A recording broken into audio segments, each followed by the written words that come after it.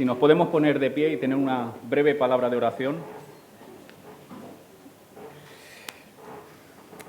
Bendito Dios y Padre, te queremos pedir en esta mañana que una vez más tú utilices, Señor, un vaso de barro para transmitir un mensaje de oro, tu palabra, tu instrucción para tu pueblo. Que sea a través de tu Espíritu, Señor, que lo que se vaya a compartir sea de edificación para tu pueblo y de gloria para ti. En el bendito nombre de tu Hijo amado. Amén. Amén. Podemos tomar asiento. Y quisiera comenzar en esta mañana con un pasaje que se encuentra en Primera de Tesalonicenses, que no va a ser ni mucho menos el pasaje al que quisiera referirme en esta mañana, pero en la primera carta de Tesalonicenses escuchamos a Pablo que da una descripción de la iglesia en Tesalónica, de los hermanos que estaban reunidos en esta ciudad de Tesalónica, en el capítulo 1 de la primera epístola a los tesalonicenses, y dice Pablo en el verso 9 del capítulo 1, porque ellos mismos cuentan de nosotros la manera en que nos recibisteis y cómo os convertisteis de los ídolos a Dios, para servir al Dios vivo y verdadero. Creo que en cierta medida esta es una buena definición del cristiano del pueblo de Dios. Aquellos que se han convertido de los ídolos al Dios vivo y verdadero. Me gustaría en esta mañana que pudiéramos meditar, considerar acerca de la idolatría. Es un tema abundante a lo largo y a lo ancho de la palabra. Hay no solamente versículos, sino capítulos enteros dedicados a esta realidad del ser humano. La tendencia que tú y yo tenemos a caer en la idolatría. Si yo dijera ídolo o idolatría, seguramente la primera imagen que viene a tu mente es aquello que hacían pueblos paganos, yendo a templos, inclinándose ante estatuas, ofreciendo sacrificios a sus falsos dioses. A veces tenemos una imagen de la idolatría como algo del pasado, algo que hacían otros. Pero creo que es bueno, hermanos, que miremos con cierta atención a la palabra y descubramos qué es la idolatría y cuán cercana está a nosotros. Porque si tú y yo tenemos una imagen de la idolatría como algo lejano, distante, que no se corresponde con mi vivencia, con lo que yo veo en mi sociedad, quizás podemos caer en la tentación de pensar de que este tema está superado. Pero cuando miramos con cierta atención a la palabra, descubrimos que este tema está muy presente en nosotros hoy y en nuestro tiempo y en nuestra sociedad. Y si la palabra dedica tanto esfuerzo, tanta dedicación, tantos pasajes en advertirnos acerca de este tema, es porque hay buenas razones detrás. ¿Qué es la idolatría? Yo quisiera compartir con vosotros una definición muy sencilla y directa, porque a veces lo que es más sencillo y directo se queda mejor en nuestra mente. Idolatría es todo lo que ocupa el lugar que solo le pertenece a Dios. Algo o alguien que ocupa el lugar que solo le corresponde ocupar a Dios, eso viene a ser idolatría. Pero hermanos, insisto en esta idea. La idolatría es algo del corazón. Si para ti la idolatría se limita a una expresión física de inclinarse ante una estatua, de llevar ofrendas a un templo, un dios pagano, o incluso en nuestros tiempos a hacer una procesión, si solamente para ti esta manifestación externa es idolatría, entonces seguramente caigas en la complacencia de pensar que eso no va contigo. Ahora, creo que es sugerente que miremos un pasaje en Ezequiel. simplemente como un versículo o una referencia aclaratoria para darnos cuenta que este tema es algo profundo e íntimo. Y me refiero a un pasaje en Ezequiel capítulo 14, y vamos a leer el versículo 3, Ezequiel 14:3. Pero antes de leerlo, dejadme que haga un pequeño resumen de dónde está Ezequiel y por qué la relevancia de lo que vamos a leer. Ezequiel está en Babilonia. Ha sido deportado con todo el pueblo de Israel, o todo el reino de Judá, a territorio de Babilonia. Y estando allí en Babilonia, los ancianos de Israel vienen a consultarle a Ezequiel porque quieren saber lo que Dios va a hacer con ellos. Quieren tener palabra de Dios. Este es el contexto de capítulo 14. Los ancianos, que en gran medida son representantes del pueblo de Israel, en el exilio, en Babilonia, se acercan al profeta porque quieren oír acerca de Dios. Y dice el verso 3, hablando Dios a Ezequiel: hijo de hombre, estos hombres, los ancianos, han puesto sus ídolos, ¿dónde? En su corazón. Y han establecido el tropiezo de su maldad delante de su rostro. Ahora, hermanos, no nos confundamos. Estos ancianos no iban a los templos de los dioses de Babilonia. Sin embargo, el ojo de Dios, que todo lo ve, descubre que en el corazón de estos ancianos, representantes de su pueblo, tienen ídolos en el corazón.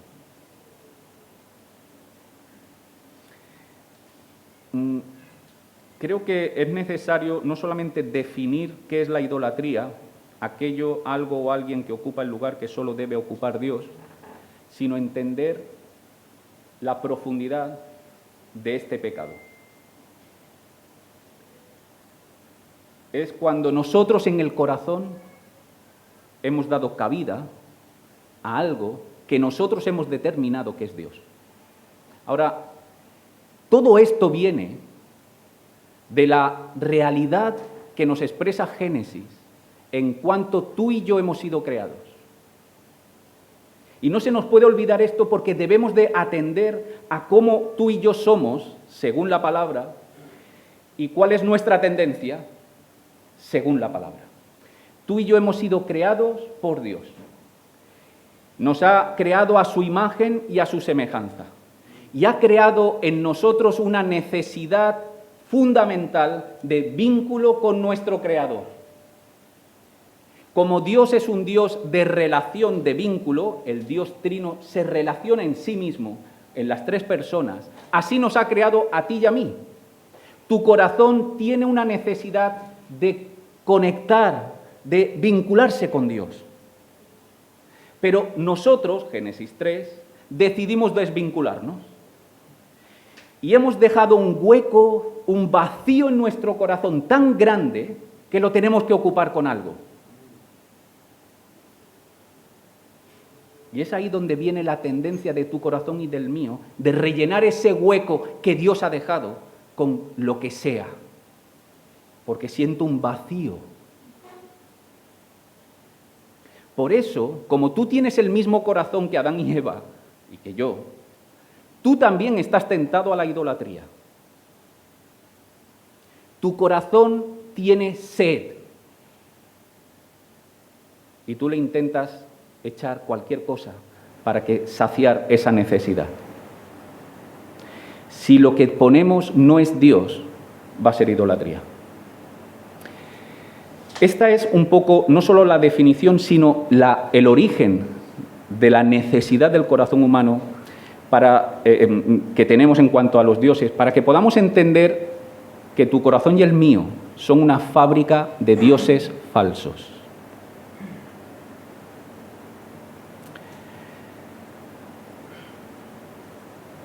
Ahora, hermanos, dejadme decir incluso algo más. Idolatría no es solamente poner algo en el lugar de Dios, sino que incluso podemos adorar al Dios verdadero y ejercer idolatría. ¿Y cómo es esto?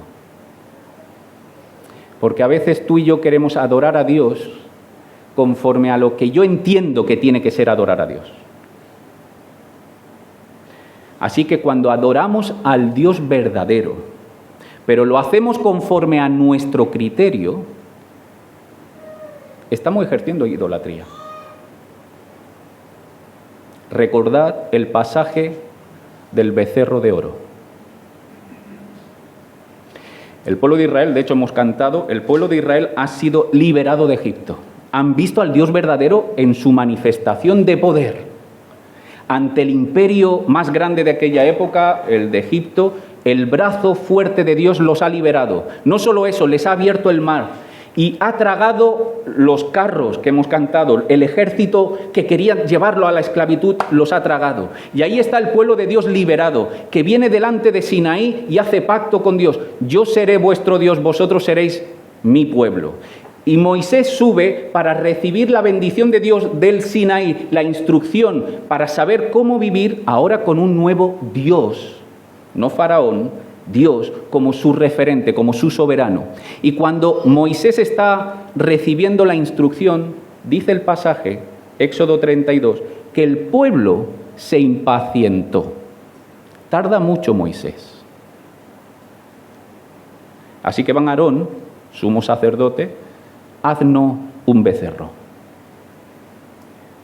Ahora, no nos equivoquemos. Dice Éxodo 32, verso 5, dice, y viendo esto Aarón, edificó un altar delante del becerro, y pregonó Aarón, y dijo, mañana será fiesta para Jehová. No están adorando a los dioses falsos. Es más, varias veces en el capítulo dirá, el Dios que nos liberó de Egipto. Pero ¿cómo estaban acercándose a Dios? Según su criterio de cómo tenían que adorar a Dios. Ahora, si yo estoy poniendo mi criterio a la hora de adorar a Dios, entonces ¿quién está ocupando el lugar de Dios? Yo. Porque Dios nos ha dicho cómo adorarle. Y si Él nos dice cómo acercarnos a Él y nosotros nos acercamos por otro camino, yo me estoy poniendo en el lugar que le corresponde a Él. Así que, hermanos, no solamente hay que ver la necesidad de nuestro corazón y cómo este tema no es algo del pasado, del Antiguo Testamento, pero algo que ya no es relevante hoy, hay que darnos cuenta que es relevante porque está en nuestro corazón. Nos tenemos que dar cuenta que incluso adorar al Dios verdadero también lo podemos hacer a través de la idolatría. Espero que no esté asustando a nadie, sino simplemente compartiendo algo que creo que la palabra arroja luz para nuestro mayor conocimiento y madurez en el caminar como pueblo de Dios.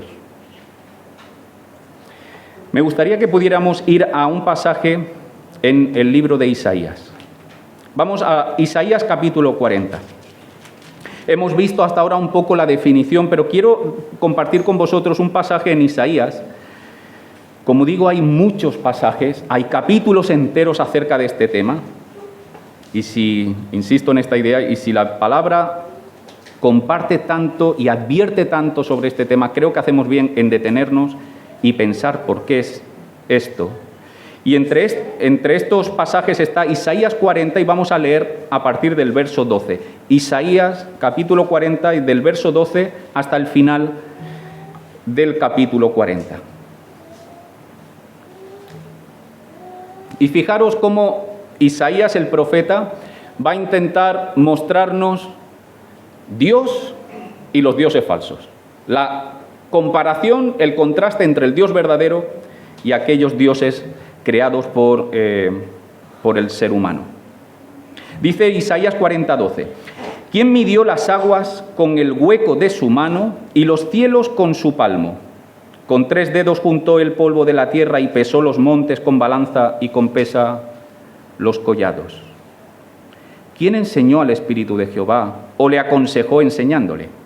¿A quién pidió consejo para ser avisado? ¿Quién le enseñó el camino de juicio o le enseñó ciencia o le mostró la senda de la prudencia? He aquí que las naciones le son como la gota de agua que cae del cubo y como menudo polvo en las balanzas le son estimadas. He aquí que hace desaparecer las islas como polvo. Ni el Líbano bastará para el fuego, ni todos sus animales para el sacrificio. Como nada son todas las naciones delante de él, y en comparación serán estimadas en menos que nada y que lo que no es. ¿A qué, pues, haréis semejante a Dios? ¿O qué imagen le compondréis? El artífice prepara la imagen de talla, el platero le extiende el oro, le funde cadenas de plata. El pobre escoge para ofrecerle madera que no se apolille. Se busca un maestro sabio que le haga una imagen de talla que no se mueva. ¿No sabéis? ¿No habéis oído? ¿Nunca os lo han dicho desde el principio? ¿No habéis sido enseñados desde que la tierra se fundó?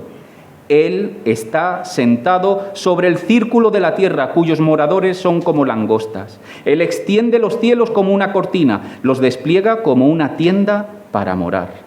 Él convierte en nada a los poderosos y a los que gobiernan la tierra hace como cosa vana, como si nunca hubieran sido plantados, como si nunca hubieran sido sembrados, como si nunca su tronco hubiera tenido raíz en la tierra. Tan pronto como sopla en ellos se secan y el torbellino los lleva como hojarasca. ¿A qué, pues, me haréis semejante o me compararéis? Dice el Santo. Levantad en alto vuestros ojos y mirad quién creó estas cosas. Él saca y cuenta su ejército, a todas llama por sus nombres. Ninguna faltará. Tal es la grandeza de su fuerza y el poder de su dominio. ¿Por qué dices, oh Jacob, y hablas tú, Israel? Mi camino está escondido de Jehová, y de mi Dios pasó mi juicio. ¿No has sabido, no has oído que el Dios eterno es Jehová, el cual creó los confines de la tierra? No desfallece, ni se fatiga con cansancio, y su entendimiento no hay quien lo alcance. Él da esfuerzo al cansado y multiplica las fuerzas al que no tiene ningunas. Los muchachos se fatigan y se cansan, los jóvenes flaquean y caen, pero los que esperan a Jehová tendrán nuevas fuerzas, levantarán alas como las águilas, correrán y no se cansarán, caminarán y no se fatigarán. ¿Qué es lo dañino en la idolatría? Pues en primer lugar, es que la idolatría es una deshonra para la dignidad de Dios.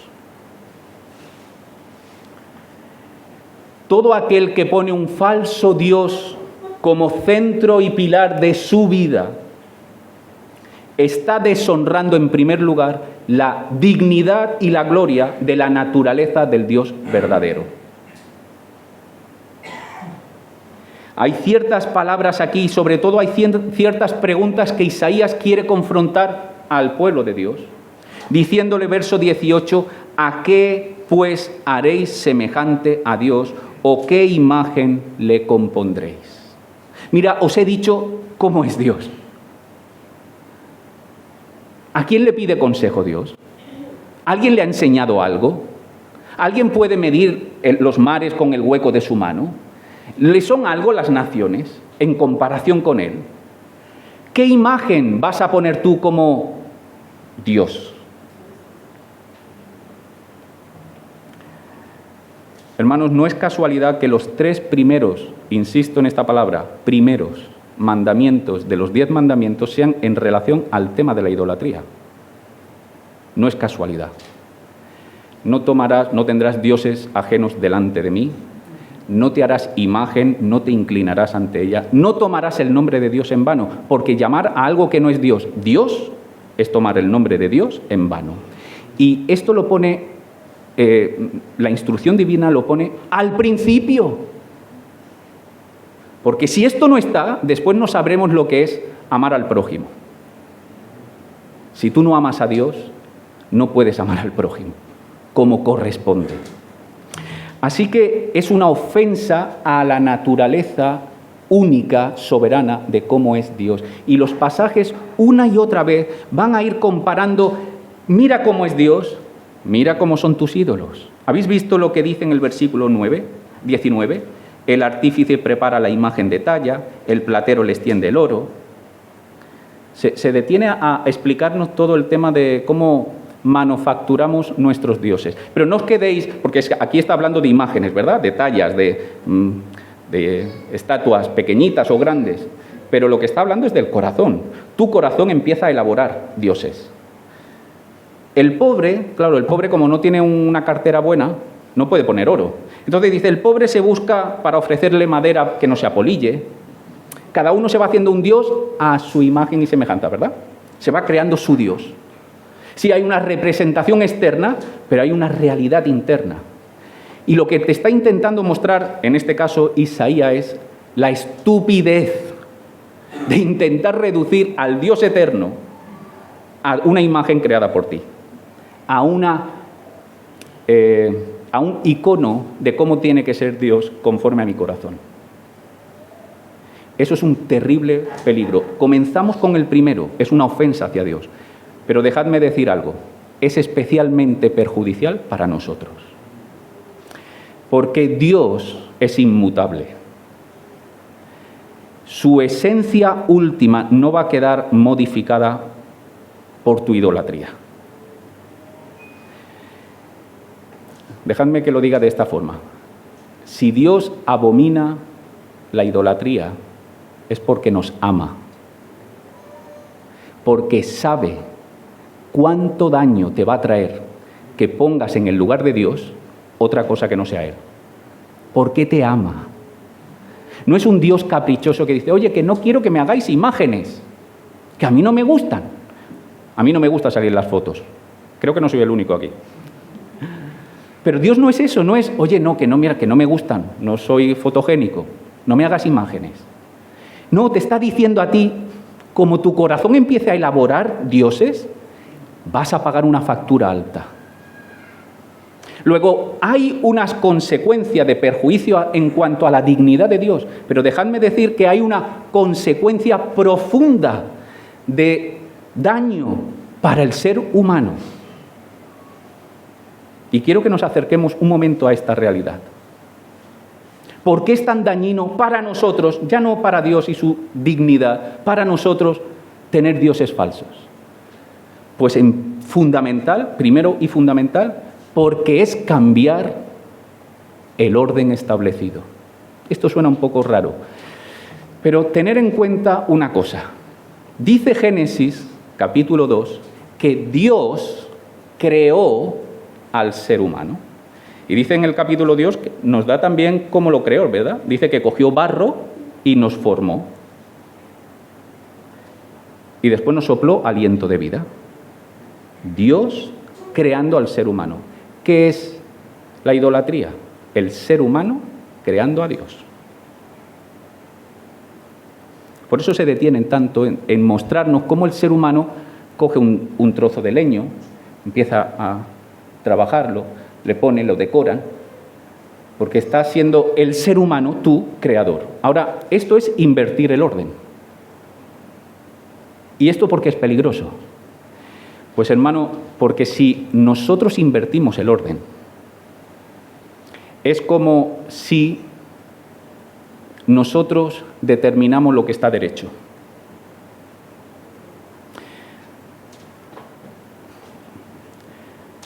Rafael, si yo le pido que haga una pared o un muro, lo primero que va a hacer es coger un nivel, ¿verdad?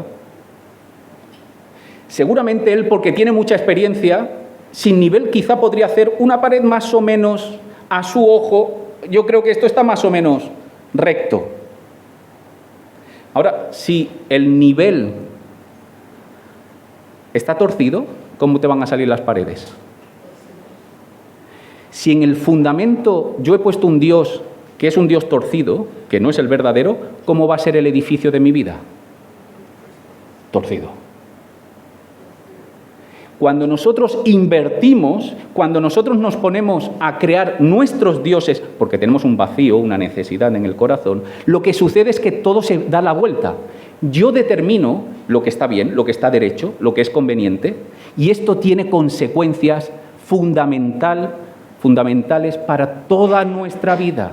La idolatría es tan importante y tan dañina para nosotros porque nos perjudica en el presente, pero nos perjudica en el medio plazo y nos perjudica en la eternidad. Hemos invertido, hemos hecho a nosotros Dios y a Dios nuestra imagen y semejanza. Y si nuestro fundamento de vida está torcido, todo el edificio se vendrá abajo. Hermanos, esto es lo que hay detrás. Cuando tú hablas con personas y le dices, Dios te trae salvación. Y me dices, ¿salvación de qué? Yo no necesito ser salvado. Yo soy buena persona. ¿Os había encontrado con personas que dicen eso? Yo no robo, pago mis impuestos, no hago mal a nadie. ¿Quién está siendo el Dios ahí? ¿Quién está siendo la guía? Él o su Dios, lo que Él ha puesto como el centro de su existencia. Porque bajo Dios no podría decir que Él no necesita ayuda. Este es un tema fundamental. Aquí parece que estamos hablando de algo casi teórico a nivel religioso y estamos hablando de algo muy real. Hermanos, nuestra tendencia es poner dioses en nuestro corazón y creer que sus dictados son rectos. Hay caminos que al hombre le parecen rectos, pero ellos son caminos que conducen a la muerte. Esa es una realidad. Este es un gran perjuicio.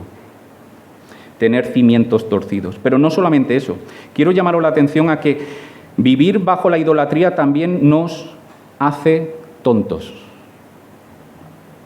Nos atontece. Dice Jeremías, acompañadme muy rápidamente si podéis a Jeremías 10. Por cierto, un capítulo que por amor al tiempo yo no lo voy a leer, pero es un capítulo dedicado a los dioses falsos en los primeros 16 versículos.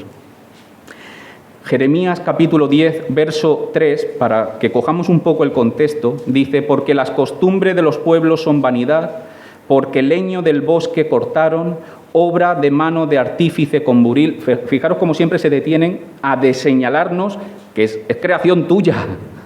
Este Dios lo has creado tú. Verso 4, con plata y oro lo adornan, con clavos y martillos lo afirman para que no se mueva, derechos están como palmera, no hablan, son llevados porque no pueden andar. No tengáis temor de ellos porque ni pueden hacer mal, ni para hacer bien tienen poder. ¿Vale? Esta es la descripción. Pero fijaros verso 8. Todos se infatuarán y entontecerán. Enseñanza de vanidades es el leño. Quien sigue a ídolos se vuelve necio. Acompañarme a Salmo 115.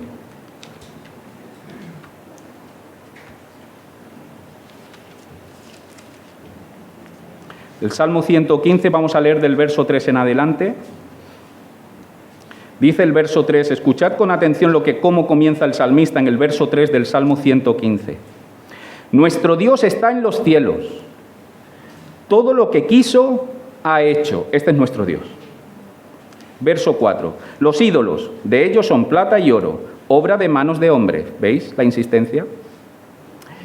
Verso 5. Tienen boca, mas no hablan. Tienen ojos, mas no ven. Orejas tienen, mas no oyen. Tienen narices, mas no huelen. Manos tienen, mas no palpan. Tienen pies, mas no andan. No hablan con su garganta. Verso 8. Semejante a ellos son los que los hacen, y cualquiera que confía en ello. Fuerte esto, ¿eh? Les acaba de decir que los ídolos tienen oreja pero no oyen, tienen boca, no hablan, tienen pies, no se mueven. Son casi realidades inútiles, porque este es el punto. Nuestro Dios está en los cielos y Él hace lo que quiera. Estos ni se mueven. Semejante a ellos son los que lo hacen y los que confían en Él. Y hemos visto incluso en el en Isaías 40, el pasaje que teníamos. No quiero pasar de señalar un detalle. Si vamos de nuevo al Isaías 40, perdonad, sé que estoy moviendo de un lado a otro y a veces esto confunde, pero si volvemos a Isaías capítulo 40, al pasaje que teníamos, en el que se nos ha descrito la grandeza de Dios, la inutilidad de los ídolos. Ahora, dice el verso 27, ¿Por qué dices, oh Jacob, y hablas tú, Israel, mi camino está escondido de Jehová y de mi Dios paso mi juicio? ¿Entendéis lo que está diciendo Isaías? Isaías está diciendo, nuestro Dios tiene todo un conocimiento que nadie le puede superar. Él conoce todo, para Él tiene todo el poder. Esta es su poderío, no hay quien se le acerque, pero tú has hecho ídolos. ¿Verdad? Que hemos leído cómo han hecho esos ídolos. Y la consecuencia es que el pueblo de Dios comienza a creer que puede manipular a Dios. Mi camino está escondido de Jehová. Ha pasado el juicio. Dios nos ha dado cuenta. Uy, nos hemos librado. ¿Por qué no hemos pensado en esto? Porque hemos achicado a Dios a nuestro criterio. Hemos hecho un ídolo de Dios. Y una vez que hemos hecho un ídolo, lo manipulamos nosotros. Los llevamos, los traemos, le decimos, ayúdame en este tema. Y somos nosotros los que marcamos. Lo que quiero enfatizar aquí, no sé si estoy poniendo con claridad la idea, pero es que caer en la idolatría te hace tonto, te entorpece, te nubla la visión, crees que eres capaz de confundir al Dios verdadero. No, eres capaz de confundir a ese Dios que tú te has creado. Al Dios verdadero no lo vas a confundir, no lo vas a engañar. Pero como nosotros hemos caído en la idolatría, caemos presa, venimos a ser presa de nuestra propia torpeza. Eso es otro perjuicio de la idolatría. No solamente tenemos todos los cimientos torcidos, sino que empezamos a nublarnos en nuestro entendimiento. Dice Pablo en Romanos 1, profesando ser sabios, se hicieron necios, cambiando la gloria del Dios incorruptible, en semejanza de imagen de hombre corruptible. Dice un poco más adelante, ya que cambiaron la verdad de Dios, la verdad por la mentira, honrando y dando culto a las criaturas antes que al Creador. Hemos cambiado y nuestro conocimiento empieza a desvanecerse. Y hay un paso más. No solamente nos pone todos nuestros criterios torcidos, no solamente nos hace necios, sino que además lo que nos aporta estos ídolos es vanidad, es frustración, es amargura, son inútiles.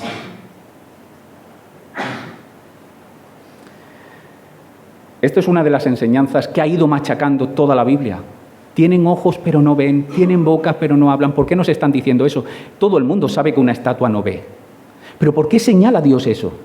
Para hacernos ver su incapacidad. No tienen fuerza. No te van a poder saciar el hueco que tienes en tu corazón. Jeremías lo dice con esta expresión. Este pueblo ha hecho dos grandes males. ¿Os acordáis del pasaje? Me abandonaron a mí, fuente de agua viva, porque tú tienes sed y necesitas agua. Pues yo tengo una fuente de agua viva. Y cavaron, ¿quién cavó? Nosotros no cavamos. Cisternas. Ahora, imagínate que la cisterna funciona. Tenemos agua. ¿Cómo es el agua en una cisterna? Estancada, ¿no? Y al cabo de unos días, ¿qué pasa con el agua estancada? Pero es que ni siquiera funciona, porque dice que son cisternas rotas, que no retienen el agua. Hemos abandonado a Dios y nos hemos ido a una cisterna rota, pero tú sigues teniendo sed. Tu corazón sigue diciendo, tengo sed, dame algo. Y cogemos el barro de las cisternas y nos lo ponemos en la boca. ¿Y qué sucede cuando tienes sed y te pones barro? Qué desagradable. No me satisface. Sigo teniendo necesidad. Tienes la fuente de agua viva, pero te has ido a la cisterna, rota. Es la misma imagen de Jesús en el capítulo 4 del Evangelio de Juan con la mujer samaritana. ¿Os acordáis de esa conversación en el entorno de un pozo para beber agua? Y Jesús, a través del pozo y del agua, le hace ver a esa mujer que tiene una necesidad, una sed, y que ella ha puesto un ídolo para cubrir esa necesidad. Descubrimos en la conversación con la mujer samaritana que su ídolo era las relaciones con un hombre. 5 maridos has tenido y el que ahora tienes no es tu marido. Has querido saciar tu sed con relaciones con un hombre, creyendo que eso te va a sostener la vida, te va a quitar la sed. Pero yo te digo que si bebes de este agua, volverás a tener sed. Pero si bebes del agua que yo te daré, no tendrás sed jamás. Porque esa es la inutilidad de los dioses. No solo tuercen tus criterios, no solo te atontecen, sino que encima no te dan lo que te prometen que te iban a dar. Porque no pueden. Porque el hueco del vacío de tu corazón, solo Dios lo puede cumplir. Y hermanos, con esto quiero pasar a hablar muy brevemente de la idolatría en nuestro tiempo. Hoy vivimos en un tiempo lleno de idolatría. Hoy no tenemos templo a Afrodita o a Zeus o lo que sea, pero hoy tenemos templos, Le llamamos centro comercial. Tenemos grandes profetas que a través de los medios dicen, rebajas, acudid, y vamos como miriadas allí a rendir culto al Dios del consumo. A ver si me siento un poco mejor comprando 5 cosas de las que no necesito ninguna. O están los gimnasios con chicos y chicas fuertes al Dios de la imagen. O tenemos Internet, Netflix, Prime, series, películas, novelas, al Dios del entretenimiento. Porque si no, ¿qué sentido tiene tu vida? Tienes que entrar en el entretenimiento. O al Dios del poder, o al Dios del placer, de las pasiones a través de la industria pornográfica. Hay toda una variedad de dioses en una sociedad que es plenamente idolátrica. Pero si miramos y nos acercamos al pueblo de Dios, también tenemos que mirar y ver si nosotros podemos estar cayendo en algo de idolatría. Y quiero ir concluyendo con esta idea. Hermanos, hay muchas cosas que son legítimas y son buenas en su lugar. Pero aquello que es bueno, sano, legítimo, puesto en el lugar de Dios, es desastroso. Y nosotros, como pueblo de Dios que adoramos al Dios verdadero, podemos hacer de la tradición un Dios. A veces pensamos, no, esto de la tradición es más bien la Iglesia Católica, ¿no? Que tiene muchas tradiciones. Nosotros también tenemos algunas. Y yo no estoy diciendo que la tradición en sí misma sea algo malo. Pero como dice Jesús en Marcos 7, habéis invalidado el mandamiento de Dios por vuestra tradición. Habéis puesto vuestra tradición por delante de Dios. Tenemos que considerar si estamos poniendo a las bendiciones de Dios como nuestro Dios. Hay una gran diferencia entre que Dios sea Dios o que sean las bendiciones de Dios nuestro Dios. Hay muchos que siguen a Dios o que ofrecen culto a Dios buscando su bendición.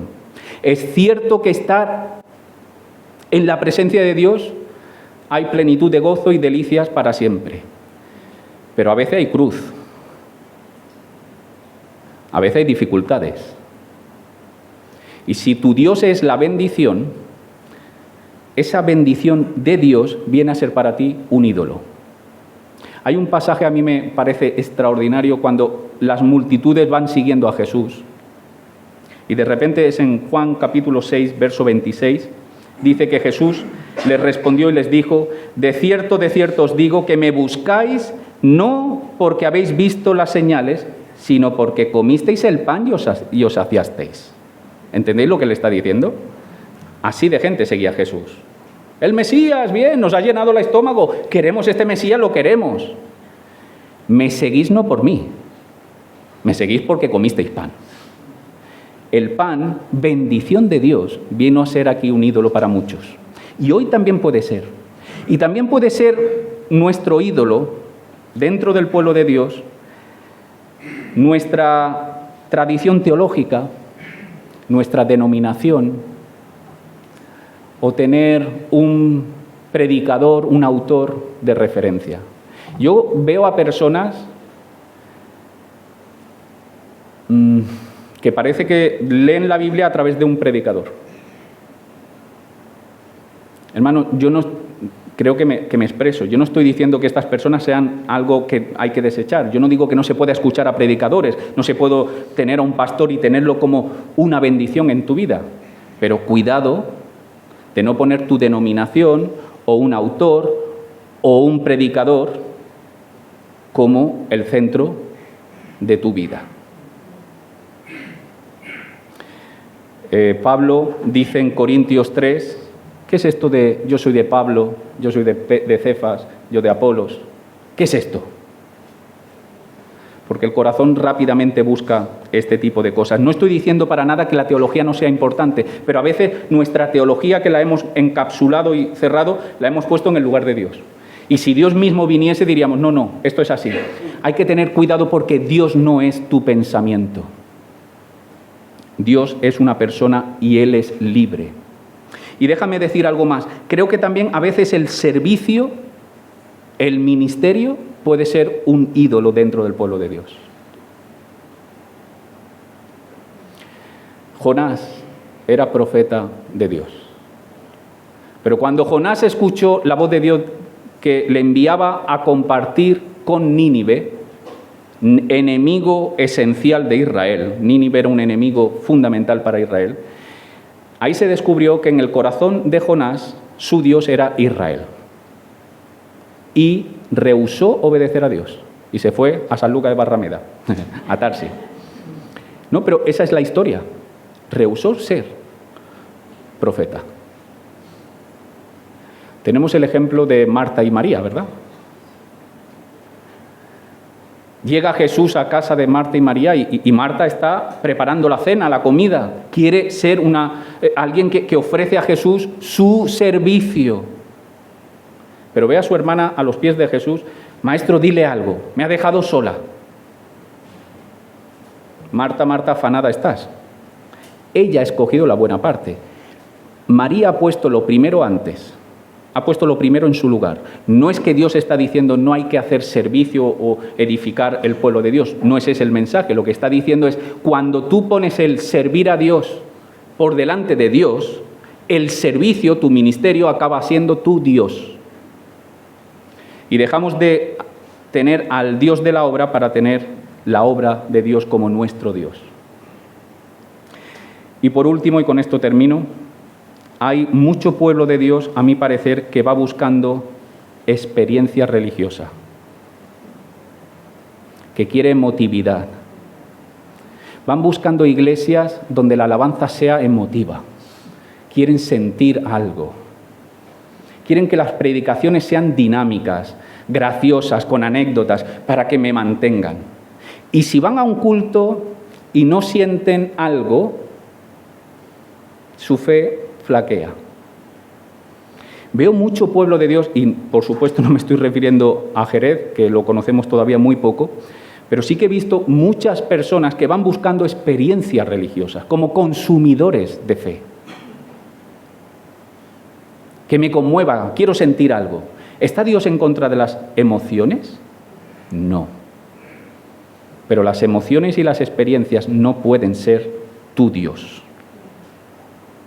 No pueden ocupar su lugar.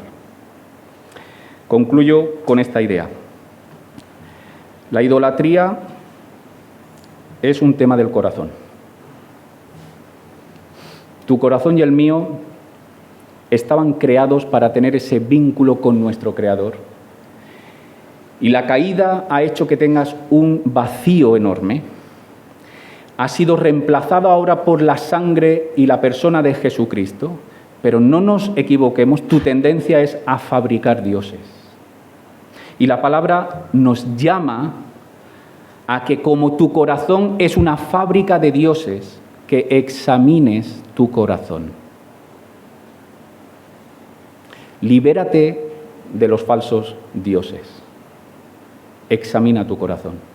Te van a torcer toda tu vida. Te van a hacer tontos. Te van a amargar. No te van a satisfacer. y llénate de Dios.